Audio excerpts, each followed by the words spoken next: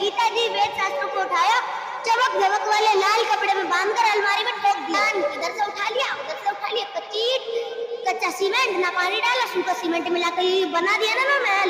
ये अज्ञानता का महल अब नहीं चलने वाला। ABCD नहीं जानते हैं व्यक्ति शास्त्रों की। क्या नाम है आपका? श्रद्धा दासी। अच्छा, श्रद्धा जी आप कहाँ से हैं? मैं नोएडा से आई हूँ। अच्छा, नोएडा से आई है। कौन सी क्लास में पढ़ती हैं? 5th। ये किस उपलक्ष्य में यहाँ भंडारा ये मनाया जा रहा है? ये कबीर साहिब जी के प्रकाट्य को दर्शाते हुए संत रामपाल जी महाराज के सानिध्य में ये 3 दिवसीय महासमागम मनाया जा रहा है। ये समागम जो मनाया जाता है, भंडारा जो मनाया जा रहा है, इसका क्या उद्देश्य है? इस समागम का उद्देश्य कबीर साहिब जी की जो प्रकाट्य की लीला थी, उसे जो भी आजकल के जो ये नकली धर्मगुरु हैं, उसे अलग अलग विभागों में बांटकर झूठी कहानियां बनाकर बताने लगे हैं। तो सच्चाई को दर्शाते हुए उनकी प्रकाट्य की लीला को विस्तार से समझाते हुए इस समागम का यही उद्देश्य। आप इतनी कम उम्र में भक्ति पूजा कर रही हैं, अभी तो आपको पढ़ने लिखने की उम्र था और आप पढ़ाई लिखाई करने का उम्र और टाइम था, तो ये इतनी छोटी उम्र में भक्ति क्यों कर रही हैं आप? सिख धर्म के प्रवक्ता गुरु नानक देव जी कहते हैं, ना जाने काल की कर डाले, किस भी दर्जा पासावे, जिनाते सिर ते मौत को रख दी, उनानु केड़ा हंसावे। हमें अपने टाइम का कुछ पता नहीं है। जैसे एग्जाम्पल दूं तो मेरा ही एग्जाम्पल है कि मैं इस टाइम अभी इस पल बोल रही हूँ, अगले पल बोलने के लिए मुझे समय मिले या ना मिले और मेरी मौत हो जाए।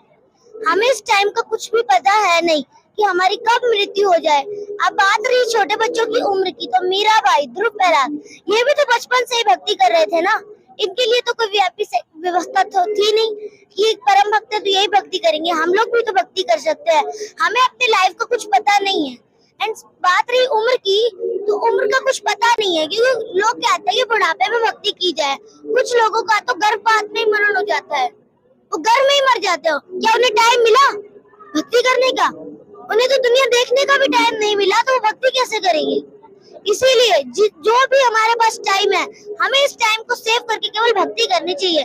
मीराबाई, ध्रुव प्रहलाद जैसी पुण्य आत्माओं, महाआत्माओं ने भक्ति की, तो हम भी भक्ति कर सकते हैं। हमें कोई जोर जबरदस्ती नहीं है भक्ति करने की।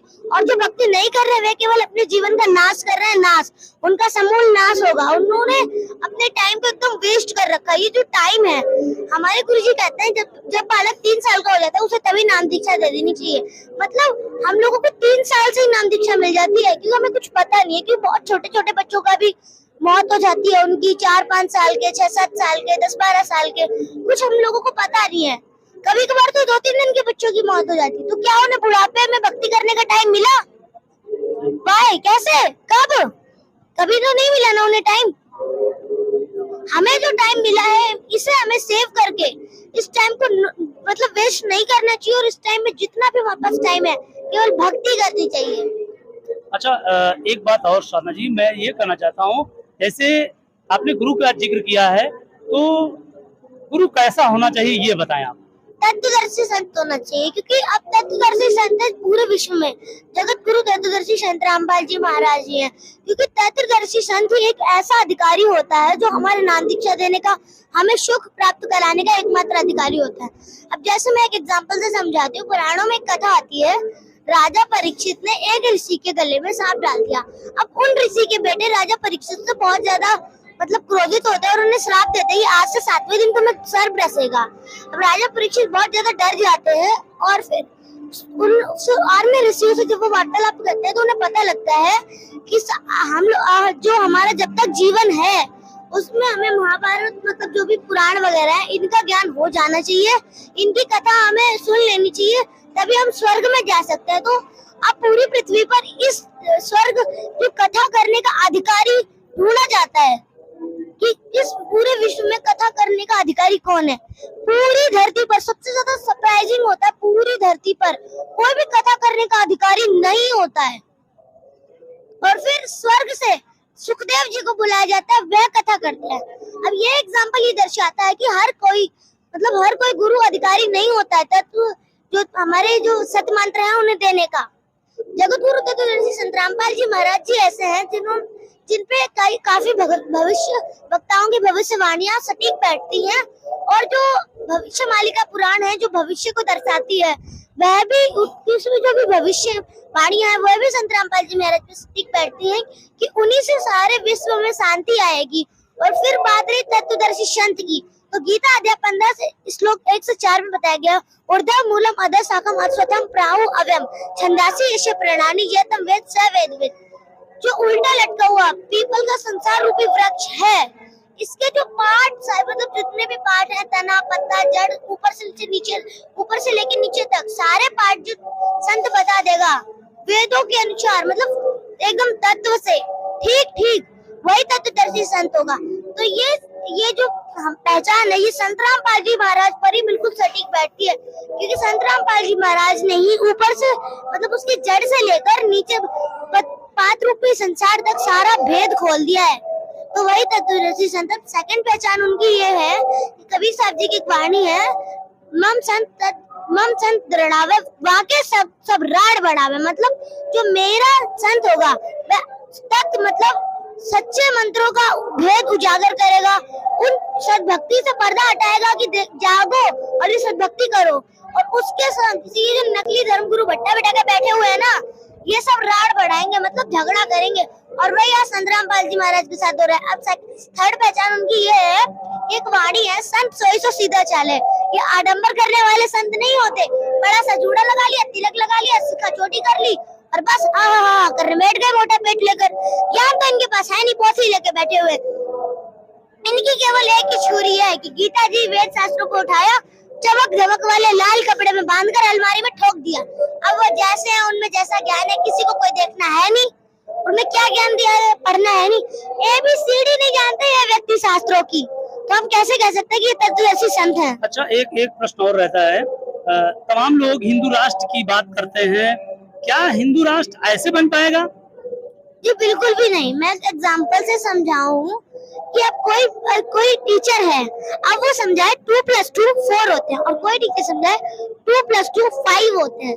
अब बताओ 2 + 2 5 बताने वाले टीचर के जो स्टूडेंट हैं, क्या वो मतलब कामयाबी पा पाएंगे? उन्हें क्या सच्ची शिक्षा का पता चल पाएगा? जी नहीं। ऐसे नकली जो ये धर्मगुरु हैं, ये जो बताते हैं उल्टा सीधा हुआ भाई ज्ञान, इधर से उठा लिया उधर से उठा लिया, कच्चा सीमेंट ना पानी डाला, सूखा सीमेंट मिलाकर ये बना दिया ना महल, ये अज्ञानता का महल अब नहीं चलने वाला, इनकी दाल अब नहीं गलेगी। संत रामपाल जी महाराज ने इनके कुकर में छेद कर दिया है। अब इनकी अज्ञानता की ये जो हुआ भाई ज्ञान बकरे ना, ये चलने वाला नहीं है, अभी इनकी दुकानें बंद हो जाएंगी। अब जैसे ये लोग झूठी बातें बताते हैं और बात करते हैं हिंदू राष्ट्र बनाने की, तो मैं बता दूं कि जैसे वो टीचर 2 + 2 5 बता रहा था, तो क्या वो स्टूडेंट कामयाबी पा पाएंगे? तो फिर अगर वे किसी भी एक मतलब ग्रेजुएशन पाकर कोई हाई पोस्ट पर जाना चाहे तो पालेंगे नहीं। उन्हें छोटी से छोटी शिक्षा ही ऊंची मंजिल तक पहुंचा सकती है, वही भी कामयाबी है। तो ये जो ज्ञान दे रहे ना, बिल्कुल झूठा ज्ञान है। झूठे ज्ञान से हमें कोई लाभ नहीं होना है, इससे हिंदू राष्ट्र नहीं बनेगा। इस पूरे विश्व में इस समय पूर्ण संत कौन है?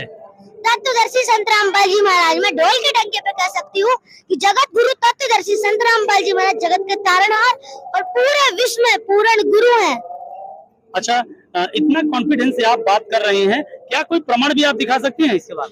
जी बहुत सारे प्रमाण है। जैसे एक भविष्य वक्ता है फ्रांस के नास्ट्रेडामस जी, उन्होंने बताया है कि जो मतलब जो महापुरुष आएगा वह जगत का तारणहार होगा। सब लोग अलग अलग भक्ति करते हैं, वो एक भक्ति बताएगा, और मतलब उसके कई पहचान भी बताए। उसके सफेद बाल होंगे, वह साधारण वस्त्र धारण किया होगा, चर्महीन पादिका है, मतलब बिना चमड़े की पादिका है, मतलब चप्पलें पहनता होगा। वह सब जो भविष्यवाणी है वो संत रामपाल जी महाराज पर सटीक बैठती है। और फिर एक फ्लोरेंस नाम की एक महान भविष्य वक्ता है जो बताती हैं, जब मैं ध्यान लगाती हूँ तो एक महापुरुष को देखती हूँ जिसके सफेद बाल हैं, वह काफी साधारण है और मतलब जो आडंबर वगैरह नहीं करते। तो ये सब भी संत रामपाल जी महाराज के ऊपर सटीक बैठता है। और संत रामपाल जी महाराज जो शास्त्रों के अकॉर्डिंग ज्ञान बता रहे हैं, यही सबसे बड़ी उनकी पहचान है कि वो जगत गुरु हैं और पूर्ण गुरु हैं। अच्छा, जगत गुरु और तमाम ऐसे संत अपने सामने जगत गुरु लिखते हैं, तो क्या जगत गुरु लिखने से पूर्ण संत हो जाएगा या फिर उसके अंदर और कोई पहचान होगी? अब मैं एक एग्जांपल दूं कि अगर किसी बच्चे के मतलब अगर किसी बच्चे का रिजल्ट आता है, जैसे वो पढ़ाई करने के बाद जो उसने जो भी लिखा होता है, उसने पढ़ा होता है, उसका जब सारा रिजल्ट आता है, अब उसमें किसी बच्चे में लिखा हो A+, तो वह तो यही कहेगा कि मैं पास हो गया हूँ। किसी में F लिखा हो फेल, अब वो बच्चा कहे मैं पास हो गया, मैं पास हो गया। दिन कितनी भी मारे जाओ पर वो पास नहीं हुआ है, वो कहीं भी जाएगा तो उसका एडमिशन नहीं होगा क्योंकि वो फेल हुआ है।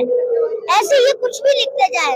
अब हिंदी भाषा का उदाहरण देते हैं, किसी बच्चे के मतलब मार्कशीट पे लिख दिया गया अनुत्तीर्ण और वह क्या मैं पास हो गया, मैं पास हो गया, तो उसका कोई फायदा नहीं है, बोलते जाओ।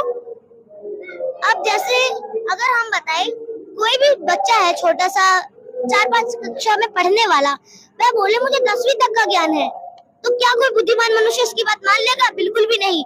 ऐसे अपने नाम के आगे जगत गुरु लिखने से कोई जगत गुरु नहीं बन जाता है।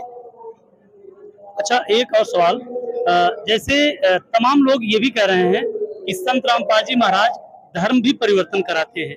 धर्म परिवर्तन की परिभाषा क्या है, कुछ आप बता सकती हैं? धर्म परिवर्तन की परिभाषा है मतलब जैसे धर्म परिवर्तन, कोई मुसलमान है तो वो हिंदू बन गया, उसने अपना धर्म परिवर्तित कर लिया, उसे धर्म परिवर्तन कहते हैं जी। बिल्कुल। और संत रामपाल जी महाराज धर्म परिवर्तन बिल्कुल भी नहीं कराते, बल्कि वे उनकी ही धर्मों का according to the worship of religions वो भक्ति बताते जो उनके। अब जैसे कुछ ये जो मुस्लिम धर्म है इसकी कुरान शरीफ है, कबीर साहब जी ऐसे बाखबर है जिन्होंने कुरान शरीफ का सही इल्म बताया है। और नाजरीन मैं आपसे अपील करना चाहूंगी कि बाखबर संत रामपाल जी महाराज जी एक ऐसे सूफी संत है जिन्होंने सही इल्म और ठीक ठीक बताया।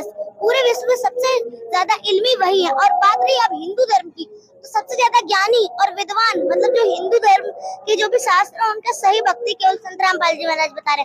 अब सिख धर्म जिसके परिवर्तक गुरु नानक जी को कबीर साहब मिले थे और कबीर साहब जी ने जो भक्ति बताई वही संत रामपाल जी महाराज दे रहे हैं। जो गुरु ग्रंथ साहिब है उसके अकॉर्डिंग भक्ति संत रामपाल जी महाराज दे रहे हैं। एक सच्चा गुरु संत रामपाल जी महाराज बता रहे हैं, सच्चा रब सच्चा गुरु वही बता रहे हैं। और बात रही ईसाई धर्म की, अब ईसाई धर्म में क्या कहा जाता है, God is formless, God is formless, Allah निराकार है, मतलब भगवान दिखता नहीं है, निराकार है। अब मैं बता दूं कि वो लोग कहते हैं गॉड इज फॉर्मलेस, तो बाइबल में ही बताया गया है कि एक मतलब मैन रहता है, एडम के बाद जो होता है वह काफी ज्यादा सैड रहता है, तो उसे ये तीनों देवता दिखाई देते हैं जिसमें वो बताया गया है कि वह भगवान उनके लिए दर्शाते हैं, तो उसमें वो दिखाई दे रहे हैं उसे, तो कैसे निराकार है। और फिर बाइबल में ही बताया गया है कि जो उनका सृष्टि रचना मतलब उत्पत्ति ग्रंथ है उसमें कहा गया है अल्लाह जो भगवान कहते हैं हम मनुष्य को अपने तरह अपने जैसा बनाए। तो गॉड वाई फॉर्मलेस, परमात्मा कैसे निराकार हो सकता है, कैसे, कोई है प्रमाण? बाइबल खुद ही कह रही है कि परमात्मा साकार है, तो वह कैसे कह सकते निराकार है? बाइबल के गूढ़ रहस्यों को संत रामपाल जी महाराज ने उजागर किया है और संत रामपाल जी महाराज जी तत्वदर्शी संत सारे धर्मों का एकदम सटीक, मैं ढोल के डंके पे कह सकती हूँ 101% संत रामपाल जी महाराज एकदम सही ज्ञान बता रहे हैं। तो ना तो वो युग परिवर्तन कराते हैं मतलब धर्म परिवर्तन कराते हैं, धर्म के भी अकॉर्डिंग जो सद्भक्ति है उसे बताते हैं। और बात रही धर्मों की, तो संत रामपाल जी महाराज का एक नारा है, जीव हमारी जाति है मानव धर्म हमारा, हिंदू मुस्लिम सिख ईसाई धर्म नहीं कोई न्यारा।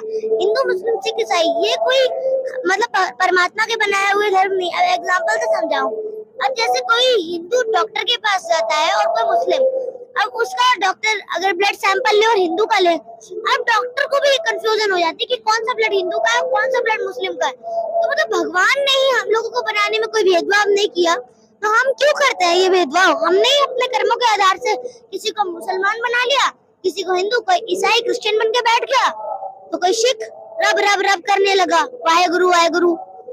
तो जो संतराम एक सवाल और रहता है, तमाम सिख के सिख धर्म के लोग भी जो गुरु नानक जी को मानते थे वो गुरु नानक के पथ पे नहीं चल करके संत रामपाल जी महाराज जी को बता रहे हैं कि वो धर्म परिवर्तन करा देते हैं। धर्म परिवर्तन की और कुछ बातें बताएं आप। हम बताना चाहूंगी, बात रही सिख धर्म की, तो ये भी काफी बड़ा धर्म है और इसके जो परिवर्तक है गुरु नानक देव जी, ये भी काफी महान आत्मा रहे हैं। इन्हें कबीर साहब मिले थे और सत्य नाम मूल नाम का भेद उजागर किया था। और इन्हें सख्त हिदायत दी थी कि इस समय इस नाम का उजागर बिल्कुल भी मत करना, इसको बिल्कुल भी मतलब समाज में मत फैलाना, किसी को मत देना, वरना ये जो नकली धर्मगुरु है ये इसी नाम को दे पाएंगे और ये हमारा जो मूल ज्ञान है ये नहीं चल पाएगा। इसीलिए उन्होंने उस समय यह जो मंत्र था गुप्त रखा। और जो अब उनकी एक वाणी है जो गरीब नानक जी की, जिसमें वह बताते हैं कि वाह सिक्खा के गल पड़ी अब कौन छुटाए था, मतलब वाहे गुरु वाहे एक वाणी है झांकी वे कबीर की नानक की थी, वाह सिक्खा के गल पड़ी अब कौन छुटाए था। अब जब नानक जी सतलोक में रब को देखते हैं तो वो कहते हैं वाह गुरु वाहे गुरु, मतलब वाह गुरु तेरी लीला तो अपरंपार है, अब सिखों के गल पड़ गई वाहे गुरु वाहे गुरु वाहे गुरु, उनका मंत्र बन गया। इस समय के लिए पिछली पीढ़ी के लिए वो सतनाम रखा गया था गुप्त। अब वह टाइम आ चुका है कि सारे सिख, सारे मुस्लिम, सारे ईसाई और सारे हिंदू धर्म के लोग इस मंत्र को जाने और इस मंत्र का लाभ उठाएं। हमारे ऑडियंस का ये कहना है कि पूर्ण संत कैसे पहचाने, क्यों आए हम संत रामपाल जी महाराज जी की शरण में, और क्या क्या मिल सकता है या क्या और बताएं इनके बारे में। मैं बताना चाहूंगी, अब बात रही पूर्ण संत के बारे में, तो अगर अब 12th क्लास में देखें तो एक सूत्र होता है, वहाँ सारे ऑप्शंस को ये देखा जाता है। अब जो हम लोग 5th 6th 7th क्लास में भी रहते हैं तो टिक द करेक्ट नाम का एक क्वेश्चन रहता है, जिसमें हम लोगों को एक क्वेश्चन दिया रहता है और बाकी बहुत सारे उसके ऑप्शंस रहते हैं। हमें उस सही उत्तर को खोज कर निकालना होता है जो बिल्कुल सही है, मतलब उसमें कोई भी ज्यादा गलती नहीं है या फिर कोई भी संदेह की गुंजाइश नहीं है। तो अब हम लोग उस सूत्र को जांचेंगे जो हमारे जो धर्म शास्त्र है उनकी पहचानों को निकालेंगे कि क्या तत्वदर्शी संत रामपाल जी महाराज जी जो है उनकी जो पहचान है और फिर जो पूर्ण संत की पहचान होती है उन्हें निकालेंगे और सारे धर्म गुरुओं को कंपेयर करेंगे। तुम बताओ तुम बताओ तुम बताओ, तो सारे झूठे पाएंगे। झूठे तो होंगे ही, पोथी ले लेके बैठे हुए हैं, इन्हें कुछ भी एबीसीडी का ज्ञान है नहीं, तो ये झूठे हैं। लेकिन आप झूठा इनको क्यों कह रही हैं, ये कितनी सच्चाई है? हर कोई व्यक्ति झूठा नहीं हो सकता है, तो आप संत रामपाल जी महाराज जी को सही कैसे कर सकती हैं? अब जैसे अब मैं बताऊं, एक हमारे कवि हुए राम रहीम जी, उनकी वाणियों में आता है कि खीरे के सिरे से उसे मीठा मतलब वह कड़वा होता है, उसको खाने लायक बनाने के लिए उसे सिरे से काटा जाता है और उस पर कड़वी चीज नमक ही डाली जाती है, मतलब कड़वी चीजों को मीठा बनाने के लिए उस पर कड़वे शब्दों का ही प्रयोग होगा। अब ये झूठे हैं तो इन्हीं की भाषा में, मतलब इन्होंने झूठ बोला है तब इन्हीं की भाषा में इन्हें जवाब देंगे कि झूठे हैं तो हम इन्हें कैसे झूठे ना बोले। और अब बात रही संत रामपाल जी महाराज जी की, तो मैं एक एग्जांपल से दूं, मैं इस आश्रम के पीछे एक बड़ा सा पत्थर गाड़ दूं और उससे थोड़ा बहुत कर दूं आडंबर वगैरह, तो 10 बार तब पूजोगे तो 20 थारे पीछे आ लेंगे। मतलब देखा देखी करते हैं हम लोग भक्ति, किसी का देख लिया इधर से उधर इधर से उधर। संत रामपाल जी बिल्कुल महाराज बिल्कुल एकदम 101% सही ज्ञान बता रहे, तो वह बिल्कुल सही है। और ये जो नकली धर्मगुरु भट्टा बेटा अगर बैठे हुए, इनसे कोई लाभ मिलना नहीं है। ये अन्य संतों को आप गलत ठहरा रही हैं कि ये लोग भट्टा बैठा दिए हैं। कौन सा भट्टा ये लोग बैठाएं, आप बताइए। अब बताएं तो अगर अब बताएं नकली धर्मगुरुओं की, तो इनका प्रोपेगेंडा है अज्ञान की दुकान। अज्ञान की दुकान एक ऐसी चीज बना रखी इन्होंने कि जो भी आया, आजा बेटा ले तू भी धूप बत्ती लगा ले इस पत्थर के आगे, एक पत्थर तू नारियल इस पे फोड़ दे और इस पे तू दूध चढ़ा दे, लो बन गई भगवान। मतलब इन्होंने इतना ज्यादा हमारे माइंड की परिधि को ऑफ कर दिया कि हम कुछ सोच ही नहीं सकते। और आज की न्यू जनरेशन ने इनके ज्ञान को कंपेयर किया तो झूठे हैं तो झूठे ही बोलेंगे। बाकी संतों को आप झूठा साबित कर रहे हैं, और क्या बताना चाहते हैं इनके बारे में कि इन्होंने कौन कौन सी गलती किया? क्या कोई प्रमाण भी इनका है? अगर इन्होंने कुछ सच बोला हो, अब मैं जैसे बताऊं एग्जाम्पल से, इन्होंने खिचड़ी ज्ञान दे रखा, खिचड़ी ज्ञान। इन्हें खिचड़ी बनाने तक का भी ज्ञान नहीं है। ये 5 गिलास तो पानी डाल देंगे और 1 चम्मच दाल और 1 चम्मच चावल डाल देंगे, मतलब इतना झूठ कि उसकी कोई गुंजाइश नहीं है। और सच तो बस ये बता देंगे कर्मों का लेख तुम्हें भोगना पड़ेगा, ये वो थोड़ी बहुत बातें बता दी कि हम लोगों को मांस मदिरा नहीं पीनी चाहिए, थोड़ा बहुत सच बता दिया, बाकी सब झूठ सब झूठ सब झूठ। तो इन्होंने क्या हमारे समाज के, हमारी श्रद्धा के साथ इन्होंने खिलवाड़ किया है। और मैं इनके सामने, इनकी जनता, इनके अनुयायियों के सामने उंगली उठाकर ये चैलेंज दे सकती हूँ कि आप झूठे हैं। अपनी ये झूठी ज्ञान आपने बताया स्वीकार लीजिए, वरना आपका पत्ता तक भी जगह नहीं देगा कि मुंह छुपा लो। आपकी आंखें मोती की तरह चमकेंगी, पत्ते भी जगह नहीं देंगे कि आजा भाई तू मेरे पीछे छुप जा। ऐसा इन्होंने समाज को एकदम गलत दिशा प्रदान की है, हमारी श्रद्धा के साथ खिलवाड़ किया है। भेड़िए है ये, एक नंबर के भेड़िए, तो हम इन्हें भेड़ समझ रहे थे, इतने अच्छे हैं, हमें इतना लाभ देते हैं, हमारे जीवन का नाश करने वाले भेड़िए है ये। अच्छा, तमाम ऐसे संत ये भी कहते हैं कि संत जी तो सदग्रंथों का हवाला देते हैं, तो हम भी हवाला देना स्टार्ट करें तो सही रहेगा जी? क्या? उन्हें सदग्रंथों का ज्ञान नहीं था, आप इस प्रकार से बता रही हैं? बिल्कुल भी ज्ञान नहीं था। मैंने आपको पहले ही बताया कि वे सदग्रंथों को केवल चमकदार कढ़े हुए लाल कपड़े में लपेटना जानते थे, एबीसीडी नहीं आती थी। अब गीता जी में बताया गया है कि मतलब अब गीता जी जो है वो सारे वेद शास्त्रों का एक मतलब सारांश है। गीता जी में जो बोला गया है बिल्कुल ही मतलब ऑथेंटिक माना जाता है हमारे हिंदू धर्म में। ये लोग गीता जी के आधार से भी ज्ञान नहीं दे रहे। क्या है इनका आधार? आप कबीर साहब को भगवान मानती हैं? जी बिल्कुल। कबीर भगवान कब से बने? कबीर भगवान जब से बने, जब से इनके ना ब्रह्मा विष्णु महेश थे, ना इनका ये ज्योति, ना ये ब्रह्म था, ना ये परब्रह्म था, ना हम सब आत्माएं थी, ना ये पृथ्वी थी, ना चंद्र सूरज थे, तब से कबीर भगवान है। कबीर भगवान कोई मतलब किसी के कहने सुनने से भगवान नहीं हो गए। उनके आई विटनेस संत हैं काफी सारे, उन्होंने भी बताया उन्हें कबीर भगवान। सदग्रंथों में भी कबीर भगवान। सारे धर्मों में हमें एक ही मिलेगा, Kabir is God, who is God, Kabir is God, Kabir is God, Kabir is almighty God. इतना कॉन्फिडेंस कैसे आ जाता है आपके अंदर? ज्ञान कहाँ से आप ग्रहण कर पाती हैं?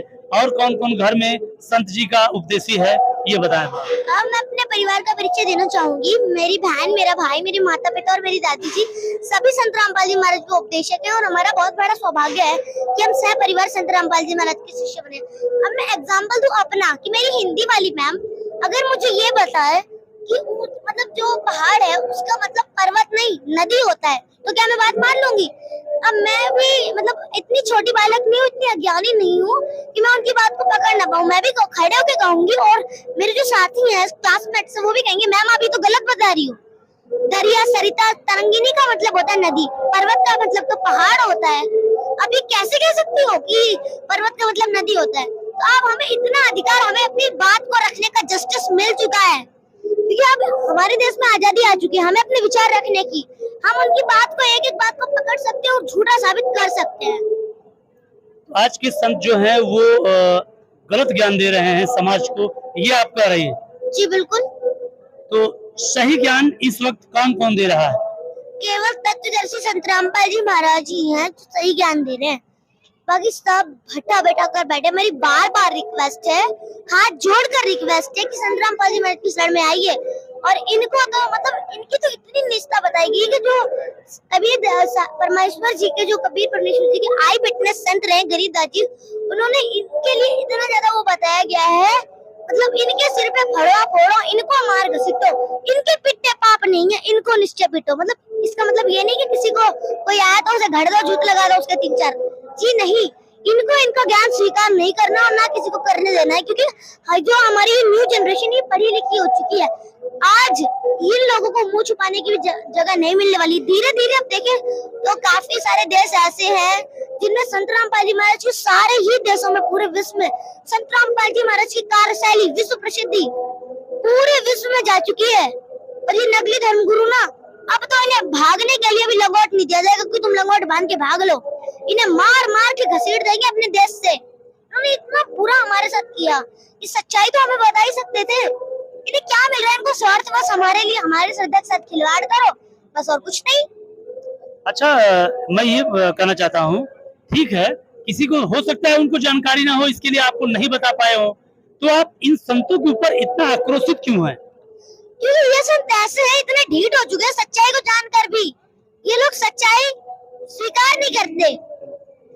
अब जैसे अब ये देवकीनंदन ठाकुर जी, अनुद्राचार्य जी, ऐसे संत हैं। संत रामपाल जी महाराज की एक वीडियो क्लिप देख लेंगे, उन्होंने ये बता दिया हमारे ऊपर आक्रमण कर दिया, तो अब उनके लिए अपशब्द प्रयोग करेंगे और मतलब सच्चाई नहीं दिखाएंगे, स्वीकार नहीं करेंगे। इतने ढीठ हो चुके हैं संत, उल्टा जो सच बता रहे हैं उसके लिए ही ये लोग आक्रमण करेंगे उल्टा। यानी ज्ञान से सामना नहीं कर रहे हैं, गलत बिहेव मतलब स्टार्ट कर देते हैं लोग, ये कहने का मतलब आपका? जी जी। अच्छा, एक सवाल और रहता है, संत रामपाल जी महाराज समाज में एक ऐसी भूमिका निभा रहे हैं, तमाम बुराइयां खत्म कर रहे हैं, दहेज मुक्त शादी करा रहे हैं, फिर भी इन्हें जेल में क्यों डाला गया? अब पहले तो मैं बता दूं जेल में क्यों डाला गया। संत रामपाल जी महाराज ने जब अपना ये मिशन स्टार्ट किया था तो उनके न तो इतने अनुयायी थे और न किसी ने उनका इतना ज्ञान स्वीकारा था। तब संत रामपाल जी महाराज ने इस झूठे महर्षि दयानंद की पोल खोल दी, इसकी धोती धोके दिखा दी क्या है इसकी धोती के अंदर, क्या इसके दिमाग में चल रहा है। सत्य अर्थ प्रकाश और वेदों को सामने सामने कर दिया। जब ये झूठे पाए गए तो जब जनता ने इनसे प्रश्न करना शुरू कर दिया तो इन्होंने संत रामपाल जी महाराज के ऊपर झूठे मुकदमे लगाने शुरू कर दिए और उन्हें जेल में डाल दिया। मैंने पहले भी बताया था जो सच्चा संत है उसके सिर्फ सब राड़ बढ़ाते हैं। जैसे मैं एक एग्जाम्पल से समझाऊं, एक भविष्यवक्ता थे जो मतलब उस टाइम उस देश में यह भ्रांति फैली हुई थी कि पृथ्वी एक जगह रुकी है और सूरज उसके चारों तरफ चक्कर लगाता है। उसके बाद फ्रांस में देश था, फिर उन्होंने अब बताया भविष्यवक्ता जी ने कि सूरज एक जगह है, पृथ्वी उसका चक्कर लगाती है। उनका इतना विरोध हुआ कि उन्हें मतलब मार दिया गया। उसके बाद जब पहला सैटेलाइट जब गया आकाश में तब उसने सच्चाई दिखाई कि पृथ्वी गोल घूमती है, मतलब रोटेशन करती है, रोटेशन करती है जो सन है उसके चारों तरफ, और सन एक जगह रुका हुआ है। ऐसे ही संत रामपाल जी महाराज बिल्कुल सच्चा ज्ञान बताते हैं और जो ये नकली धर्मगुरु सब झूठ बोल रहे हैं। अच्छा, सतग्रंथों में ये सब बातों का प्रमाण है? जी बिल्कुल। अच्छा, संत रामपाल जी महाराज तत्वदर्शी है, इसका भी प्रमाण है? जी बिल्कुल।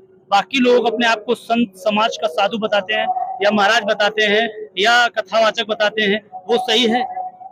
जी किसी को ये मतलब नहीं बोलना चाहिए कि हम तत्वदर्शी संत हैं, क्योंकि तत्वदर्शी संत केवल संत रामपाल जी महाराज जी ही है। तत्वदर्शी संत एक ऐसा संत होता है जो मतलब उसे एक गारंटी दी होती भगवान ने कि तुम्हें सारे जो भी मानव समाज है उसे पार कराना है। और बात रही संत रामपाल जी महाराज जी की, तो ये नहीं कहते मैं तत्वदर्शी संत हूँ, ये नहीं बोलते, ये शास्त्रों से दिखाते हैं।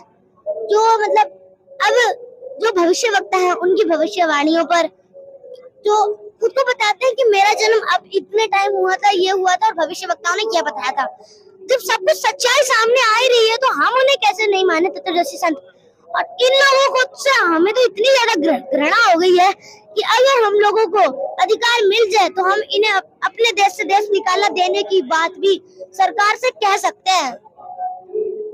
तो और आज आप क्या कहना चाहते हैं, क्योंकि आज आपको टीवी 8 न्यूज पे सीधा देखा जा रहा है और आज आप टीवी 8 न्यूज पे अपनी बातें रख पा रहे हैं, तो और क्या कहना चाहते हैं समाज के लिए जो आज भी तमाम लोग अन्य संत पंथ में फंसे हुए हैं या वो सतभक्ति नहीं कर पा रहे हैं या तमाम ऐसे दुखों से परेशान हैं, उनके लिए आप क्या कहना चाहती हैं? मैं सबसे पहले तो बताना चाहूँ कि कुछ लोग ऐसे जो काफी दुखी हैं, संत रामपाल जी महाराज ने उनके लिए भी काफी मुहिमें चलाई और उन्हें भी संदेश दिया है कि इन मतलब जो झूठे धर्मगुरु हैं इनके पंजे से बाहर आ जाओ। अब जैसे मैं बताऊं कि अब एक एग्जांपल से समझाते हैं। 3-4 बस होती है। अब एक बस का ड्राइवर होता है और कंडक्टर होते हैं। अब बस में थोड़ी बहुत खराबी हो जाती है तो फर्स्ट क्लास के जो बुद्धिमान लोग होते हैं कहते ये तो खराब हो गई, जल्दी से वो उतर के तुरंत ही दूसरी बस में चढ़ लेते हैं।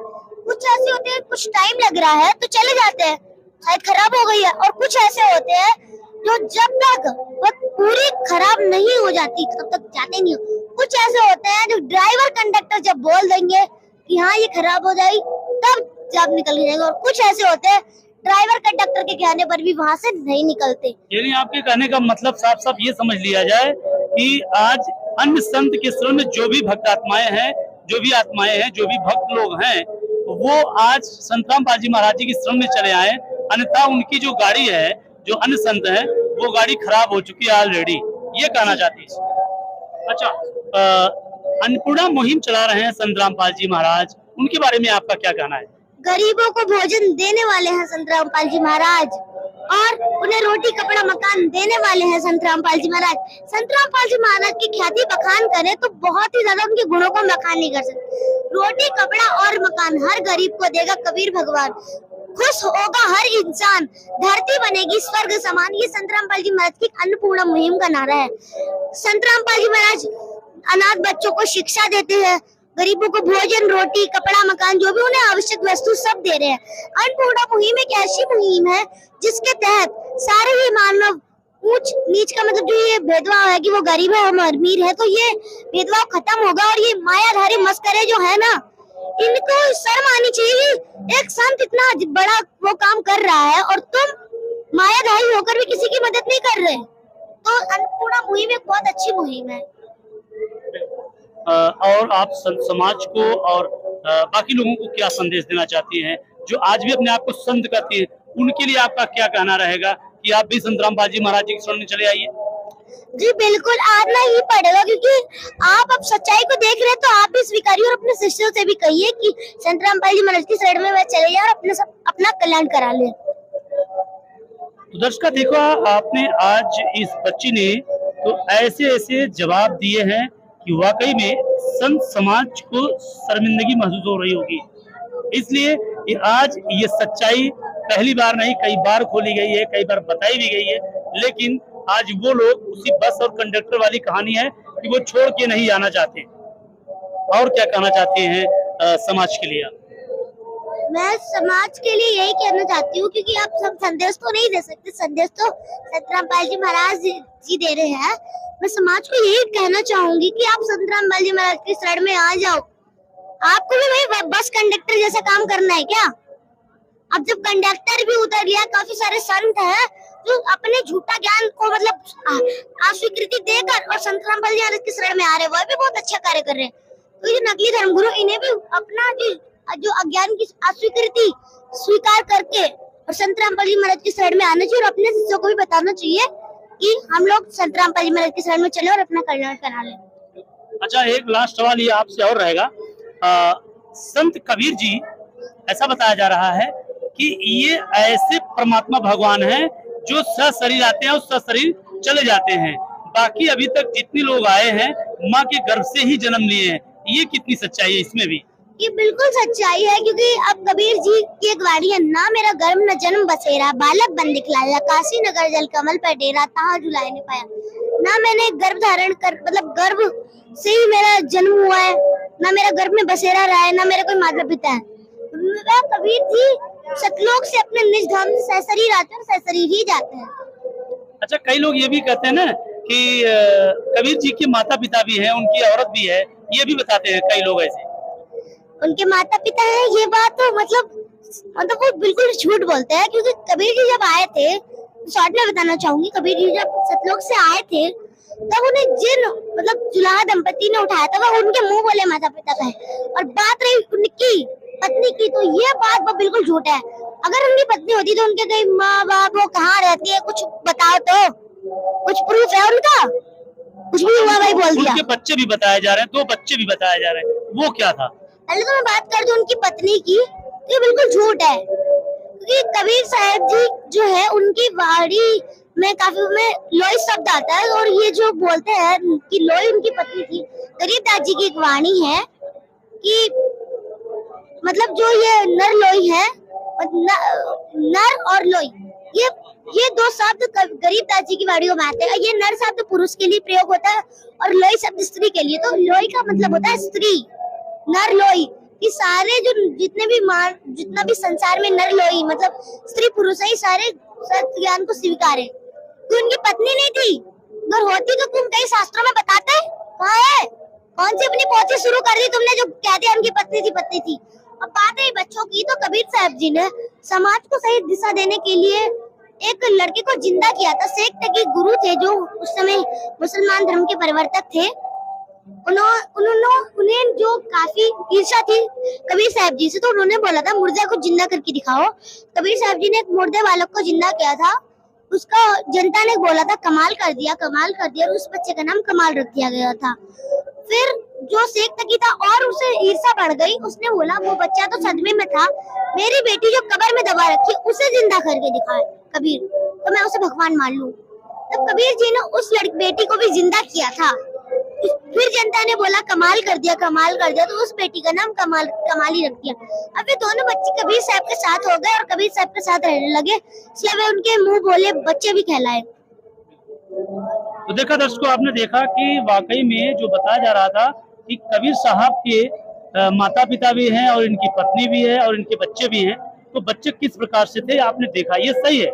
आज इस प्रकट दिवस के उपलक्ष्य में हम कबीर साहब के बारे में जान रहे थे।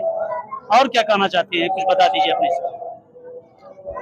मैं बताना चाहती हूँ कबीर साहब के बारे में। कबीर साहब है वो परमेश्वर कबीर साहब जी, मतलब पूरी सृष्टि के बुनने वाले, जगत के तारनहार और पूरी पृथ्वी के सृष्टि करता है।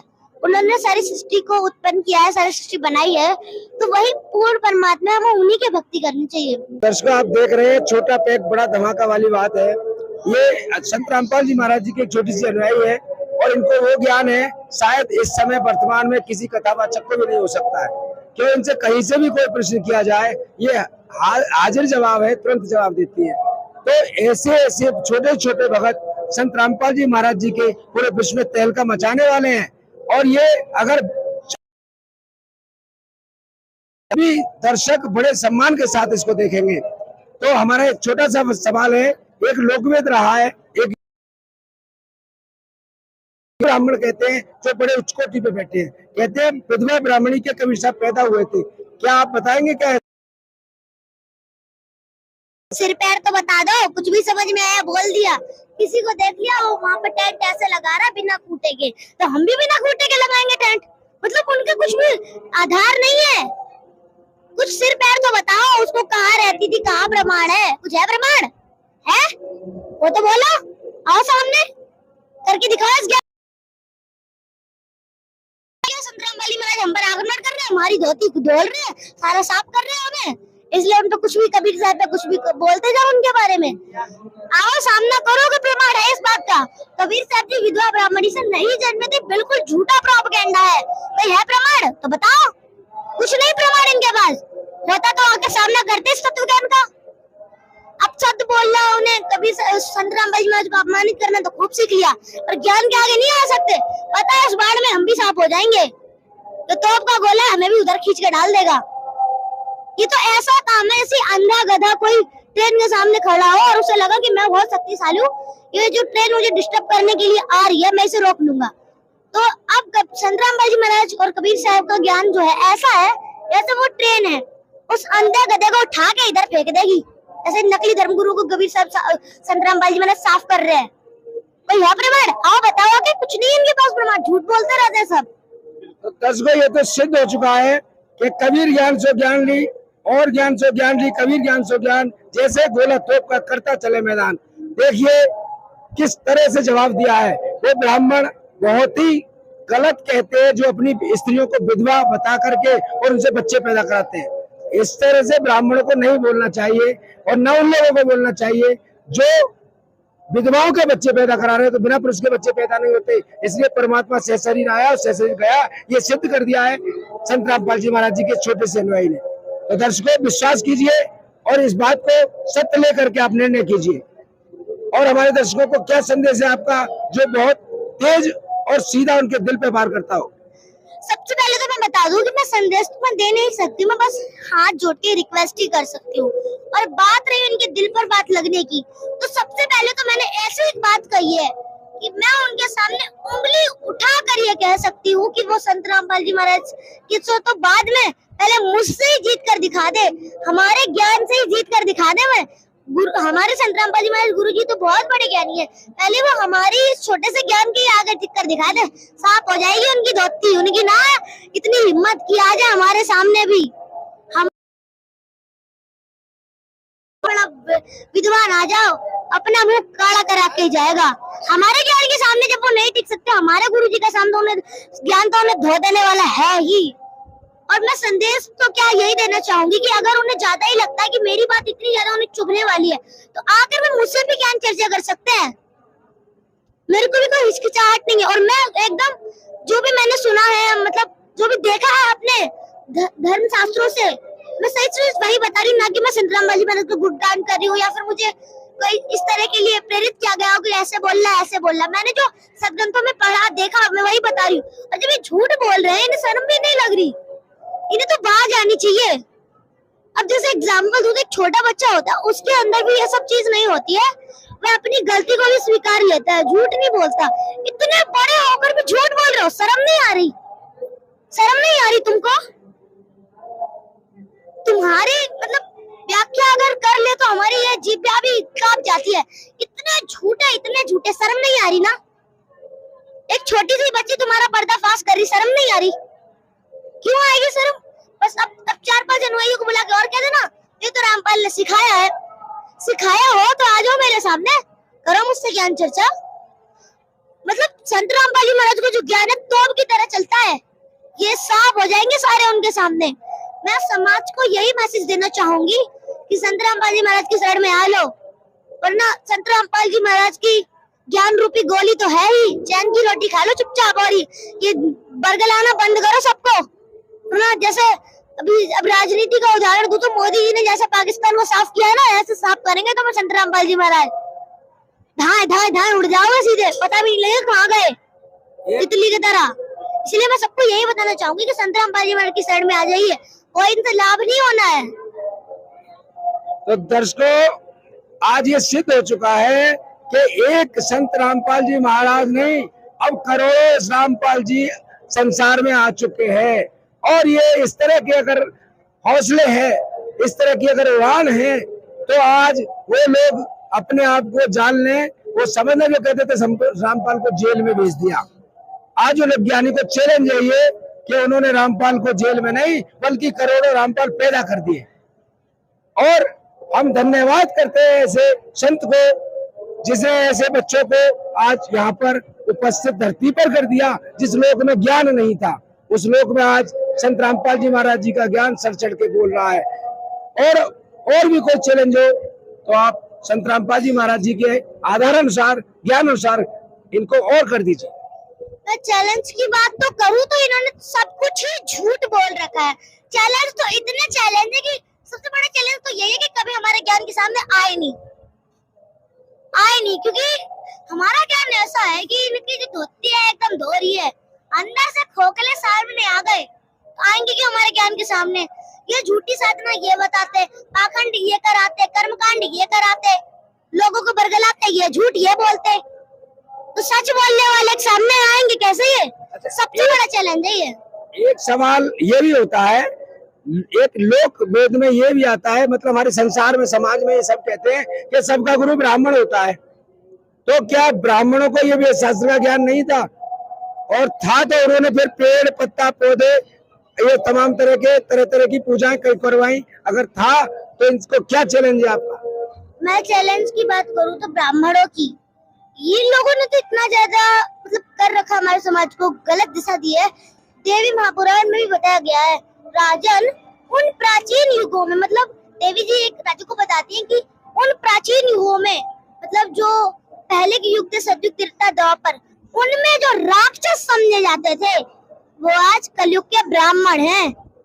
उन प्राचीन युगों में जो राक्षस समझे जाते थे वो आज कलयुग के ब्राह्मण। एक बार फिर कान खोल के सुन लो, सतयुग, त्रेता, द्वापर में जो राक्षस समझे जाते थे वो आज कलयुग के ब्राह्मण हैं। क्योंकि आजकल के कलयुग के ब्राह्मणों को काम लोगों को झूठ बोलना, ठगना और पैसा अपना धंधा चलाने का ही रह गया है। सब झूठ बोलते हैं वो लोग। अब सदग्रंथ खुद बोल रहे हैं, आप कहो कि मैंने झूठ बोला, कहो कैसे कहोगे? कैसे कहोगे जब मैंने सच बोला है? बिल्कुल तुम्हारी धोती धोके रख देंगे 1 सेकंड में। आओ तो गुरुजी के बारे में झूठे शब्द बोलो, उन्हें बदनामी करोगे तो खूब कर लेते हो। ज्ञान के आगे बोलना तुम्हें आता नहीं है कुछ है? बोल के दिखाओ, कुछ दिखाओ बोल के, एकदम बिल्कुल भी नहीं। सबसे बड़ा चैलेंज यही है कि हमारे ज्ञान के सामने आए तो ये लोग